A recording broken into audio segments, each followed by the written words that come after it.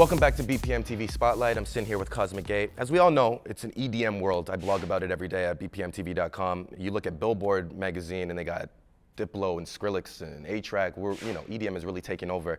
What's the scene like right now in Germany, which is a hotbed for trance, but with the emergence of Mogai and digitalism, who are kind of pushing to that electro house, where do you guys see Germany right now? As you said, talking about trance is... It's less than zero, it's actually. almost not existing. For sure, there are some parties, like just a few, but Nature One and just the bigger raves, they have a trance stage. Maybe. But in general, it's more house. Minimal house. The bigger clubs are playing electro. The regular electro stuff that is getting played. I mean, in cities like Berlin, there's for sure the techno. They have more. In Germany, it's more like the underground is more in the very small clubs, like a few hundred people, 200-300 people. To make a long story short, we haven't played in Germany for 3 years, so we're actually the wrong people to talk about the German scene. Yeah. We don't really know. Yeah. Well, it's like, you come over to North America and then you'll see dubstep everywhere and electro everywhere. Dubstep isn't big in Germany at all. Not yet. Or maybe not. Not yet. Yeah, Yeah, maybe. Yeah, absolutely. Let me pick your brains a little bit. When was the first time you remember hearing your song or knowing that you guys made it? I remember that the first track, the drums we released, and then when we heard it got to the charts, we were like, that was like the first song. Yeah, this was really like... Turn of the millennium, 1999 right there. And you guys we were like, what? Yeah. No, it was funny. I remember really I went on vacation back then for 2 weeks. And the week before I left, our track hit #1 in the first trend indicating dance chart. And normally it drops in and then it's like out again, the next song. And I got back, I was like, I guess, Dominican Republic or something, no phone, no fax, no nothing. And got back and was still there, and the other charts they followed. Every chart we were #1 and like it was like my phone was like ding ding ding. I was like, oh my god, what is going on here? And this moment we were like, okay, we think we got a big track going on there. But this was just the dance charts in this moment. But I remember the chart celebration when we got into the chart. The official chart. Yeah. This song, I don't know if you know it, but the first song, it wasn't chart stuff at all. No. So we were like, what? You talking about the drums? Yeah. So it was like the maybe first really it wasn't made for harder trance track to break the top 40 charts in Germany. But it's still one of those songs you could play right now. And in the new mix, remix, Which you had a new video for, right? I believe. Or yeah, we did. We had a Marcus Schulz remix, and we did a new. That helps too, right? When Marcus Schulz remixes it. Sure. Thanks, Marcus. Why not? Yeah, absolutely. You guys have traveled the world. We're talking about India and Egypt and whatnot. Other than Canada, what's your favorite place to perform, or one of your favorite festivals you guys have played? I say U.S. West Coast and East Coast.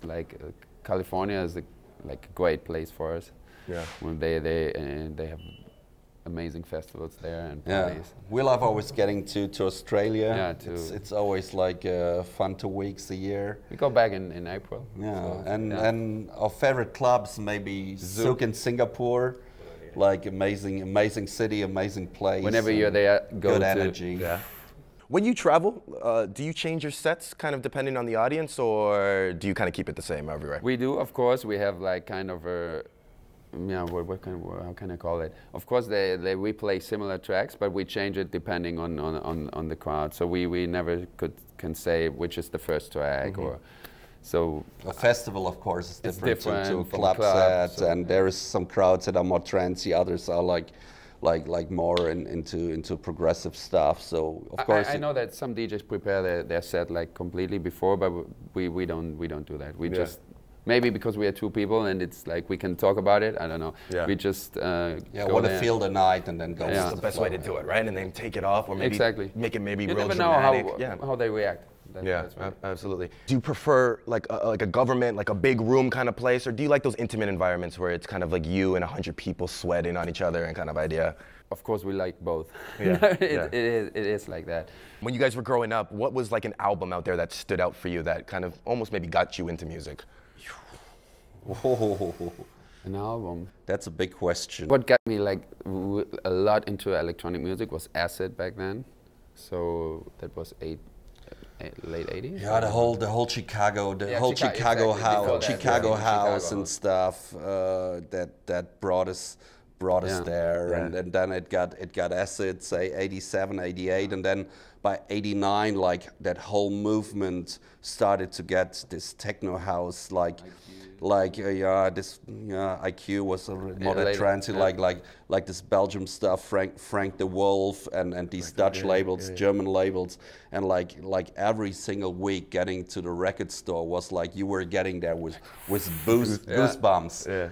Really like new sounds, and you were like, oh my God, what is this? It was that new thing, this bleepy 303 sounds there, this acid machine back then, and this got into the real acid house, especially like from the UK scene, and this was blending into the Belgium, Dutch, German kind of first techno house, say starting in 89, 90, and then for us it was like exploding there, and we went to record shops back then, and every week it was like a new inspiration, new songs, like new kind of sounds, and you were getting to clubs and it was driving you nuts, like it was like so new. For all the new like producers out there, you said everybody wants to be a DJ.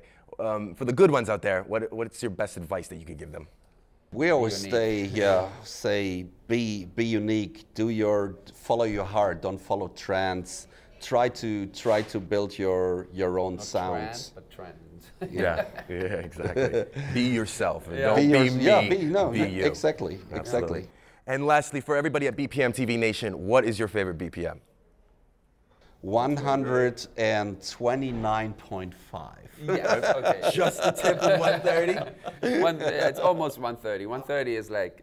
Yeah, I'm a 128 guy myself, but the 129 that you guys are putting out is absolutely In the club, it's always a little faster. Absolutely, absolutely. We beat match. We appreciate you guys taking the time out to sit down with us. We know you're going to kill it tonight at Guvernment. Thanks for inviting. Keep it locked. I hope to see you next time on BPM TV Spotlight.